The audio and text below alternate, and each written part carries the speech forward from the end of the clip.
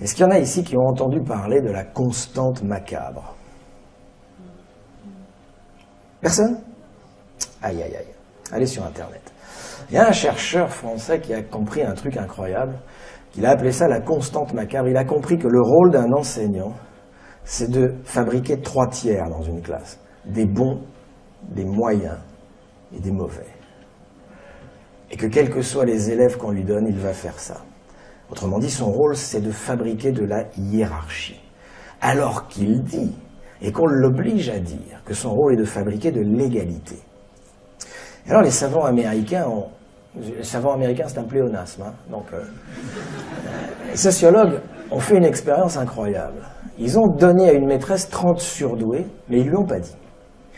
30 surdoués, vous savez, le genre de gosse, qui piche tout de suite, 20 sur 20, blablabla. Ils lui ont pas dit. Au bout d'1 an, elle avait un tiers de bons, un tiers qui avait 10, 11 sur 20, et un tiers qui se traînait à 2, 3 sur 20. La constante macabre. Un prof qui donnerait que des bonnes notes à ses élèves serait immédiatement considéré par ses collègues comme un mauvais prof. Par les parents, probablement, comme un mauvais prof, et peut-être même par les élèves, comme un mauvais prof. Un prof qui donnerait 18 sur 20, 15, d'accord, des bonnes notes, serait immédiatement... J'en ai qui sont venus me voir après le spectacle, en me disant, moi je donnais des bonnes notes, je me suis fait absolument flinguer, mes collègues m'ont dit, tu casses le métier. J'en ai aussi un qui est venu me voir, j'ouvre une parenthèse, c'est génial, il est gros comme ça, une barbe comme ça, et il m'a dit, moi je suis prof de philo dans un lycée technique, un truc comme ça, il a dit, moi, premier cours, premier jour, je dis, voilà, vous avez 15 ou 16, dites-moi, je note. C'est la note de l'année, 15 ou 16. Ah, il est en philo, hein, prof de philo. Alors les élèves disent, ouais, quoi, 15, 16, pourquoi 15 d'abord, pourquoi pas 17? Il dit, je sais pas. Je sais pas, c'est 15 ou 16, vous me dites, on note maintenant. Alors, donc ça discute pendant 1 heure, mais finalement les mômes acceptent le jeu, il y en a qui prennent 15, d'autres qui prennent 16, et il dit à partir de ce moment-là, la question de la note étant réglée pendant toute l'année, on fait de la philo.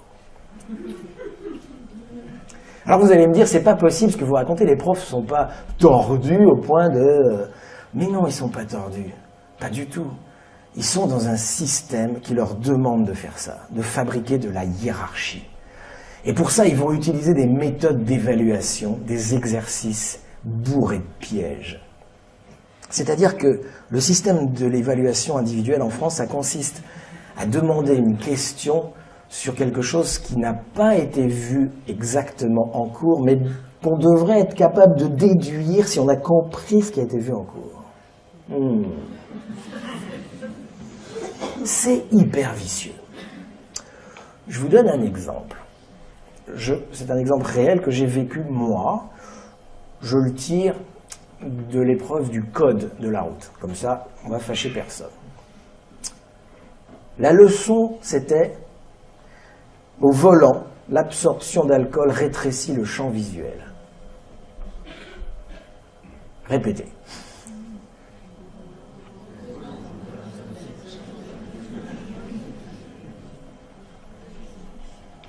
C'est bizarre comme effet. Il y a les mecs qui récitent tous le Notre Père, mais pas en même temps à la messe. D'accord. Et alors, quelle est la question d'examen? La question d'examen était la suivante. On était 40 dans une classe, il y en a 2 qui ont trouvé l'astuce et j'en faisais partie. Parce que j'étais déjà rodé à ce genre de truc. D'accord? La question est la suivante. Si j'ai bu de l'alcool, réponse A, je vois moins loin. Réponse B, je vois aussi loin. Réponse C, je vois plus loin.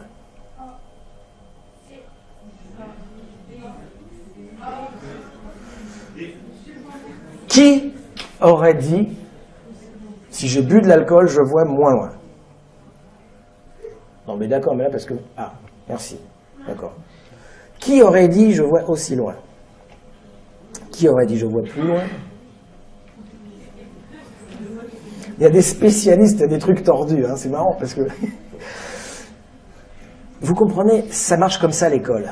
Si la maîtresse vous dit l'alcool, l'absorption d'alcool rétrécit le champ visuel, et si elle vous demande, si le devoir c'est est-ce que l'alcool rétrécit le champ visuel, oui ou non, vous allez tous avoir une bonne réponse, puisque vous aurez été interrogé sur ce qui aura été vu en cours, et vous direz oui. L'alcool rétrécit le champ visuel. Alors que là, c'est pas la question. La question qui vous est posée vous demande d'interpréter cette première phrase. Et la bonne réponse est la réponse B.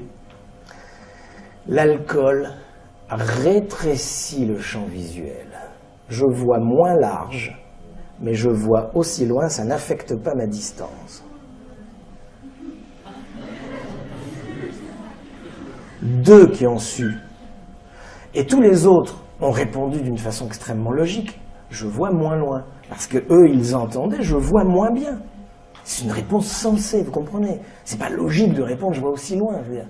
Et donc voilà. Et donc c'est comme ça que fonctionne l'évaluation à l'école. Et donc ça crée des distances, des différenciations entre ceux qui savent décoder ces trucs de langage, et surtout les gens qui sont habitués au langage, les gens de la bourgeoisie, etc. Et puis ceux qui voilà, ils voient pas le piège, quoi, enfin, etc., etc. Et donc c'est monstrueux, la constante macabre, c'est un truc terrifiant. Hein. Et donc voilà, donc moi je fais partie des gens, mais on n'est pas très nombreux en France, on pourra en discuter après si vous voulez, qui militent pour la suppression des notations individuelles. Il faut inventer d'autres formes d'évaluation, l'évaluation collective, hein, le Pelletier de Saint-Fargeau, hein, c'est toute la classe qui progresse, on n'en a rien à foutre de savoir que Trucmuche, il va plus vite que machin chose, enfin, vraiment. Je veux dire, comme dit Albert Jacquard, laissons l'entreprise évaluer les gens, ça n'est pas à l'école de le faire.